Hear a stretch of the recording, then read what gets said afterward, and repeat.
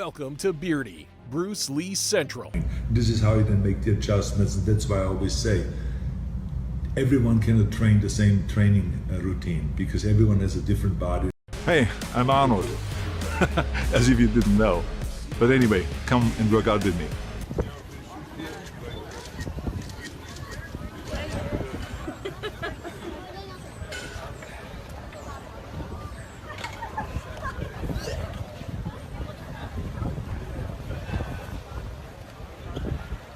Oh yeah, still got it.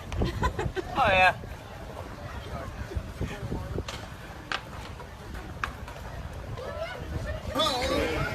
How's the technique? How do you do it? 2, 3 Legs for on me the dumbbell. top, huh? Yes. Legs on the feet. I think Arnold. Where's Arnold's dumbbell? Where's Arnold's bell? Can you max watch your shadow? Let's get a little closer together. Closer in. That's it. Hey everybody, it's Birdie here. What's going on, guys? Okay, so Arnold and Bruce Lee, two of my heroes. Now, both of these guys came to the United States with nothing but a dream. And Arnold ended up becoming the biggest action star on the planet. And Bruce Lee ended up becoming a martial arts icon, the biggest martial arts icon ever. And I actually got to sit down and talk with Arnold, one of my heroes. And we talked about the UFC, we talked about bodybuilding, we talked about martial arts, and we talked about Bruce Lee. So Arnold explains how to get a body like Bruce Lee. These two guys have a lot in common. They were both ahead of their time, especially when it comes to nutrition and bodybuilding.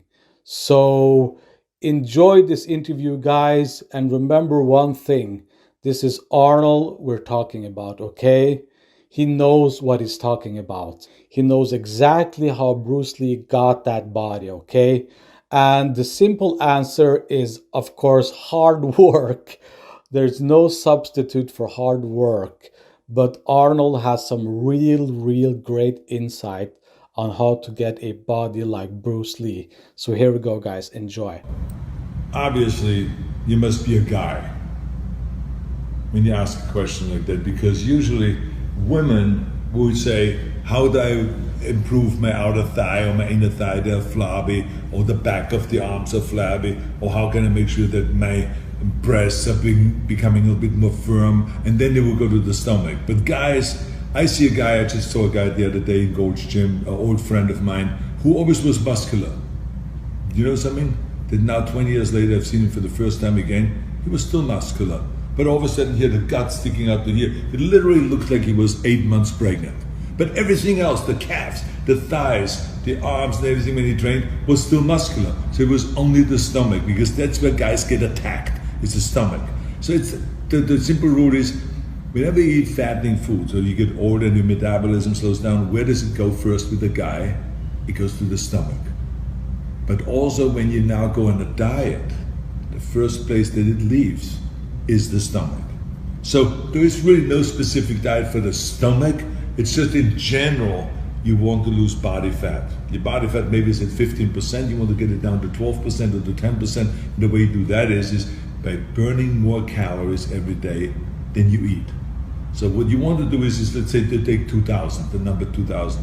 You want to go and have 2,000 calories you eat every day, but burn off 2,500 calories a day. And now you have a negative of 500, and every day you will start slowly going down with the body weight and down with the body fat. And the first place where we go is at the stomach. So you do your stomach exercises at the same time, your crunches. Remember, 200 crunches every day is a must. You shouldn't even start the day without doing 200 crunches when you get out of bed. And then you do some sit-ups and some leg raises, some twists and all those kind of things. Do some bicycling, obviously some cardiovascular work, but also work out with the weights. That is how you get the stomach down. And then of course, don't forget to do the vacuum. Practice the vacuum. So that when I'm gonna stand up right now, you stand like this, You hold it like that, 15 seconds, 3 times 15 seconds, and now your brain starts remembering, oh, one of the functions I have is pulling the stomach in, not letting it hang out, but pulling it in, controlling it. As much as you practice every day standing across against the wall. That reminds you always, it reminds the back that you got to keep your back straight rather than start slouching down like so many guys do when they get to be like 40, 45, all of a sudden they walk around like that, like beaten dogs. I hate that look. So forget about that. So stand against the wall every day and just practice and keep your head back, your chest out, and stand like this for 5 minutes. It reminds the head, the brain, that it has to keep you straight all day. The same is with the stomach always. It keeps you always pulling in the stomach and remind you not to just let it out and be out of control. Well, the first advice I will give you is not to make the same mistake I made. I went to a weightlifting gym and I asked the guys to train me, and then they trained me for 2 hours, which was way too much. But I think this was their way of kind of like having fun with me. I was 15 years old, and those champions there in this weightlifting club just said, yeah, try to do this exercise, and you got to do this exercise, and you got to do this, and do 5 sets, and do 10 reps, and do 15 reps, and all this. And so then when I was finished, I remember I was driving home with the bicycle. I was riding for around half an hour, 45 minutes, everything was dandy and fine. But then all of a sudden, I had no more feeling in my hands. Absolutely, the feelings went awry, and it was gone. And all of a sudden, I landed in a ditch and wiped out with the bicycle because I didn't know how to hold on to the bar, and I didn't have any feelings anymore in my hands. And then all of a sudden, my legs gave out. So I was like walking home, like totally wobbly, and it was disastrous. And the next day, I was so sore everywhere. So that was the wrong way to start. So what I would do is just simply do no more than 3 sets a body part. There's no hurry. We've done it all these years without it, so now just slowly start to 3 sets of 10 reps for each exercise, 3 sets of curls, 3 sets of triceps extensions, 3 sets of shoulder press, 3 sets of squats, everything 3 sets, and then let it be. And then slowly work up there from there, and then as soon as you start detecting that there's certain areas that you develop really well because of genetics, and other areas that you won't develop well, that they're falling behind, then you know how to make the adjustment to your training, where you keep doing the 3 sets for the body parts that grow really well, but you now increase to 5 sets of body part, or 6 sets to those body parts that don't grow so well and that are falling behind. This is how you then make the adjustments, and that's why I always say, everyone cannot train the same training routine, because everyone has a different body and everyone has different needs. Part of my bodybuilding training was powerlifting. So we did strongman stuff, but I did not do like the stone lifting. There was a stone lifting in Munich, but we didn't really train for it because that stone or that cement block, it was really, that weighed 580 pounds.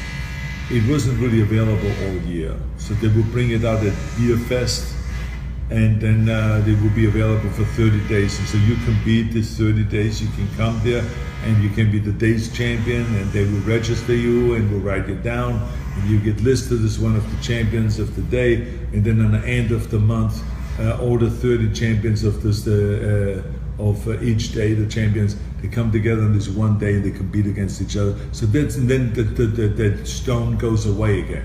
So you can't really train with that all year long. But I mean, we would do, you know, lifting, heavy lifting, power lifting and stuff like that. But I wouldn't say I did any of the traditional strongman stuff, like throwing tires and you know, throwing logs through the air and all that stuff.